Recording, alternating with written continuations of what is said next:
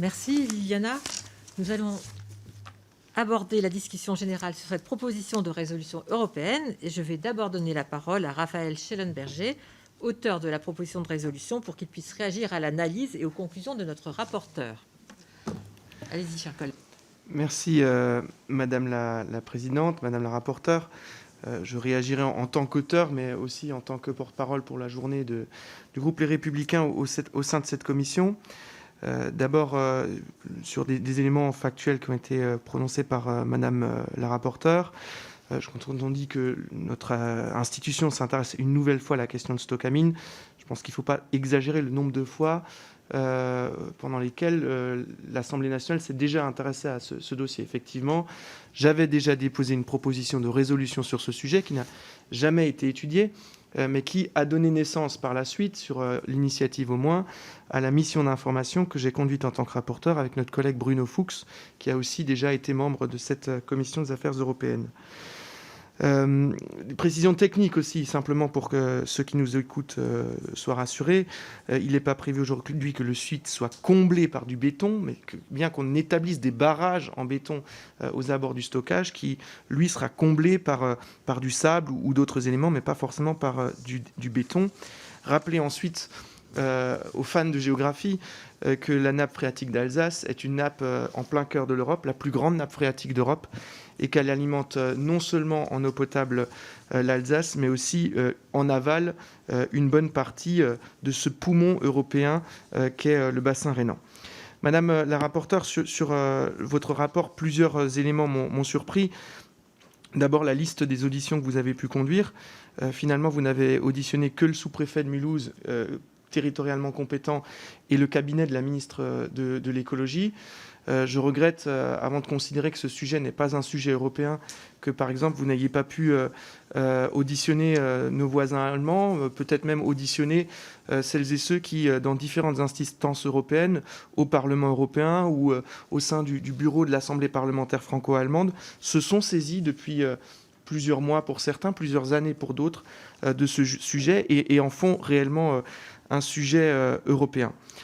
Ce qui me conduit à regretter finalement qu'au fond votre position soit pleinement calquée sur celle du ministère, alors que cette proposition de résolution n'avait pas, et vous l'avez sommairement souligné, pour objet de s'intéresser au fond de la décision, mais bien à la difficulté d'établir un dialogue sur le territoire et de faire la transparence sur le fonctionnement de ce projet qui est celui de Stockamine et la défiance qui naît de cette difficulté.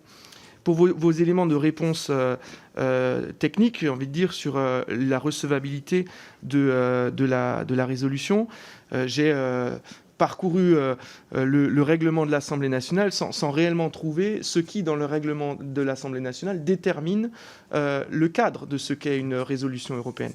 Alors j'entends que la Commission des affaires européennes puisse avoir établi une forme de jurisprudence. Toujours est-il que ce n'est a priori pas le règlement de notre Assemblée qui définit le contenu ou les éléments nécessaires à l'établissement d'une résolution européenne. D'ailleurs, la jurisprudence va un peu dans ce sens, puisque en reprenant la liste des différentes propositions de résolution, des résolutions qui ont été adoptées par la Commission depuis le début de la législature, on peut retrouver des sujets très divers qui ne sont pas tous en lien avec une actualité législative européenne. Ça semble assez évident quand on parcourt la liste de l'ensemble des résolutions qu'on peut être adoptées.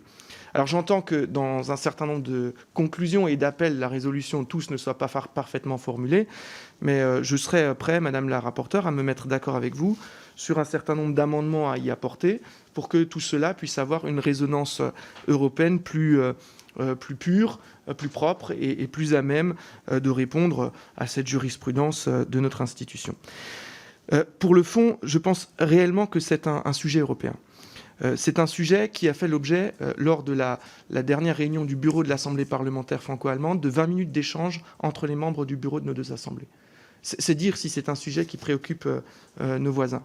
C'est un sujet sur lequel, quand on interroge les élus qui sont nos voisins, ils sont préoccupés par ce sujet. pour les mêmes raisons que les Français d'ailleurs. Les solutions autour de cette question sont nécessairement européennes. Quand on a évoqué les hypothèses d'extraction de déchets supplémentaires, par exemple, ça allait vers du renvoi de ces déchets en Allemagne. C'est donc bien une question européenne, et c'est pour cela que ce sont bien des directives européennes qui règlent la question des déchets de classe 0, de classe 1, et qui organisent entre les États le partage de ces déchets, même en fixant des règles simples, en disant chacun s'occupe des siens. Ça veut dire néanmoins que cette règle est européenne.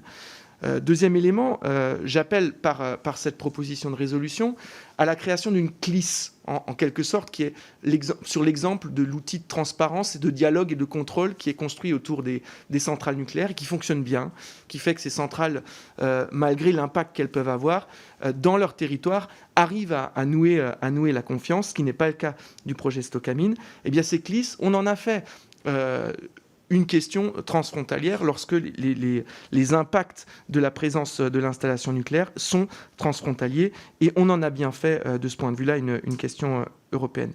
Je conclurai très simplement en disant que cette proposition de résolution aujourd'hui, elle ne se bat pas contre le gouvernement, elle ne se bat pas contre la décision du gouvernement.